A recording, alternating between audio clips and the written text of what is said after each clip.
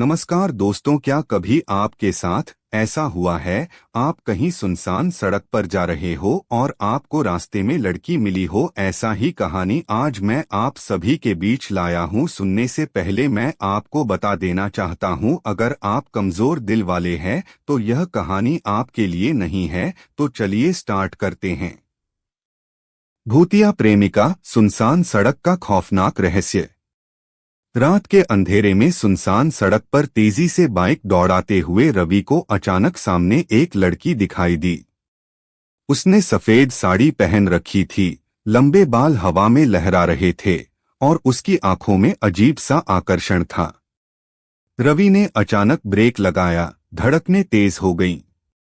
लड़की मुस्कुराई और धीरे से बोली, क्या तुम मुझे अपने साथ ले जाओगे? रवि को अजीब तो लगा, लेकिन उस लड़की की खूबसूरती ने उसे मोहित कर लिया। बिना कुछ सोचे उसने हाँ कर दी। लड़की उसके पीछे बैठ गई और उसके कंधे पर अपना सिर रख दिया। ठंडी हवा के साथ उसका शरीर भी बेहद ठंडा था, मगर रवि ने ध्यान नहीं दिया। कुछ दूर चलते ही लड़की ने फुसफुसाते हुए कहा, मुझे बहुत ठंड लग रही है, क्या तुम मुझे गर्मी दोगे?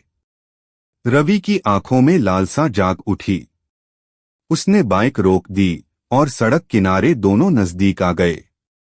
लड़की का स्पर्श बर्फ जैसा ठंडा था, लेकिन उसकी अदाओं में आग थी। उस रात सुनसान सड़क के किनारे एक अनजानी मगर बेहद खूबसूरत लड़की के साथ रवि ने खुद को खो दिया। सुबह जब रवि की आंखें खुलीं तो लड़की वहां नहीं थी। उसने इधर उधर देखा, लेकिन कोई निशान तक नहीं था। ये सब एक सपना लग रहा था, मगर रवि के शरीर पर लड़की के नाखूनों के गहरे निशान थे। हर रात वही लड़की उसी सड़क पर मिलती, प्यार करती, मगर सुबह होते ही गायब हो जाती। रवि उसकी गिरफ्त में बुरी तरह फंस चुका था। एक दिन गांव के एक बुजुर्ग ने उससे कहा, उस सड़क पर मत जाया कर बेटा, वहां एक लड़की की आत्मा भटकती है। कई साल पहले किसी ने उसके साथ धोखा किया और वो यहीं मर गई। अब वो हर रात किसी न किसी को अपने प्यार के जाल में फंसाकर उसका शरीर सोख लेती है। रवि को झटका लगा। क्या वो लड़की सच में कोई आत्मा थी? मगर तब तक बहुत देर हो चुकी थी। उस रात रवि फिर से उस सड़क पर गया और फिर कभी वापस नहीं आया। सुबह राहगीरों को वहां सिर्फ उसकी बाइक मिली, बिल्कुल ठंडी, जैसे कई दिनों से चलाई ही न गई हो, और उसके हैंडल पर नाखूनों के गहरे निशान थे। रवि के गायब होने की खबर पूरे गांव में आग की तरह फैल गई। उसकी बाइक उसी जगह मिली, लेकिन उसका कोई पता नहीं चला। लोग तरह तरह की बातें करने लगे। कुछ बोले कि वो किसी के साथ भाग गया, तो कुछ ने कहा कि वो भूतनी का शिकार हो गया। लेकिन हकीकत कहीं ज्यादा डरावनी थी। रवि की तलाश में उसका दोस्त विक्रम उसी सुनसान सड़क पर पहुंचा। उसने सोचा, अगर रवि यहां गायब हुआ तो उसकी कोई न कोई निशानी तो जरूर मिलेगी। जैसे ही रात हुई, वही लड़की सफेद साड़ी में विक्रम के सामने आ खड़ी हुई। विक्रम ने डर के बावजूद हिम्मत जुटाकर पूछा, तुम कौन हो? लड़की मुस्कुराई, उसकी आंखें खून जैसी लाल थीं।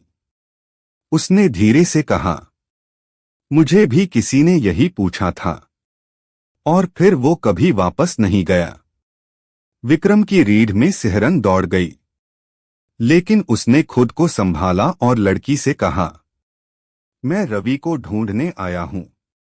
लड़की की मुस्कान और गहरी हो गई।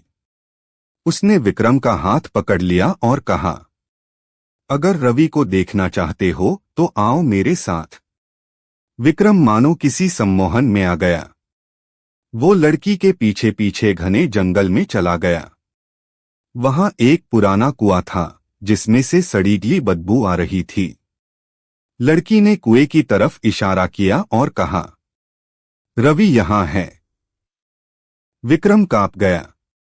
उसने नीचे झांका। कुएं के अंदर गहरे अंधेरे में दो चमकती हुई लाल आंखें उसे घूर रही थीं। तभी लड़की की हंसी गूंज उठी और उसका चेहरा विकृत हो गया।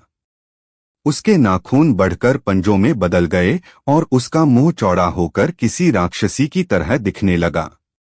विक्रम चीख पड़ा, तुम इंसान नहीं हो। लड़की हंसते हुए बोली, और अब तुम भी इंसान नहीं रहोगे। अगले दिन गांव वालों को विक्रम की भी बाइक सुनसान सड़क पर मिली और कुएं के पास मिट्टी पर खून के धब्बे थे। अब गांव में कोई भी उस रास्ते से नहीं गुजरता। कहते हैं जो भी वहां जाता है उसे वो भूतिया प्रेमिका अपने प्यार के जाल में फंसा लेती है और फिर वो कभी वापस नहीं आता। गांव में अब कोई भी उस सुनसान सड़क पर जाने की हिम्मत नहीं करता था। विक्रम के गायब होने के बाद लोग और भी ज्यादा डर गए थे, लेकिन रवि और विक्रम के परिवार वाले उन्हें ढूंढने के लिए किसी भी हद तक जाने को तैयार थे। यही वजह थी कि गांव के तांत्रिक बाबा रुद्रानंद को बुलाया गया। उन्होंने गांव वालों से पूछा, यह लड़की पहले कभी गांव में रहती थी?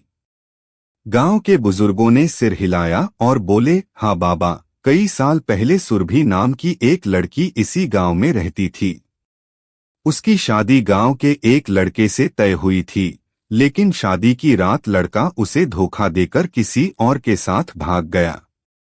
समाज के तानों से तंग आकर सुरभि ने उसी सुनसान सड़क के पास कुएं में कूदकर जान दे दी। तब से उसकी आत्मा वहां भटक रही है। बाबा रुद्रानंद ने गहरी सांस ली और बोले, इस आत्मा को मुक्ति नहीं मिली, इसलिए यह हर रात किसी न किसी को अपने प्रेमजाल में फंसाकर उसकी ऊर्जा चूस रही है। इसे रोकने के लिए हमें उसकी आत्मा को मुक्त करना होगा। आखिरी रात का भयानक सामना। बाबा रुद्रानंद ने कुछ मंत्रों का जाप किया और 4 गांव वालों के साथ उस सुनसान सड़क पर पहुंचे। उनके हाथ में हवन सामग्री, मंत्र लिखे हुए ताबीज और एक जलती हुई मशाल थी।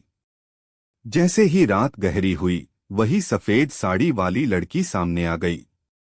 उसकी आंखों में वही सम्मोहन था, लेकिन इस बार वो बाबा की ओर घूरकर बोली, तुम्हें यहां नहीं आना चाहिए था। बाबा मुस्कुराए और बोले, सुरभि, अब तेरा समय पूरा हो गया, मुक्त हो जा। लड़की चीख उठी। उसकी आवाज इतनी भयानक थी कि पेड़ों की टहनियां कांपने लगीं। देखते ही देखते उसका चेहरा विकृत हो गया, नाखून पंजों जैसे हो गए और उसके खुले बाल हवा में लहराने लगे। वो तेजी से बाबा की तरफ झपटी, लेकिन बाबा ने ताबीज उसकी तरफ उछाल दिया। लड़की एक पल के लिए रुक गई, मगर फिर जोर से चीखते हुए विक्रम और रवि की लाशें कुएं से बाहर आ गईं।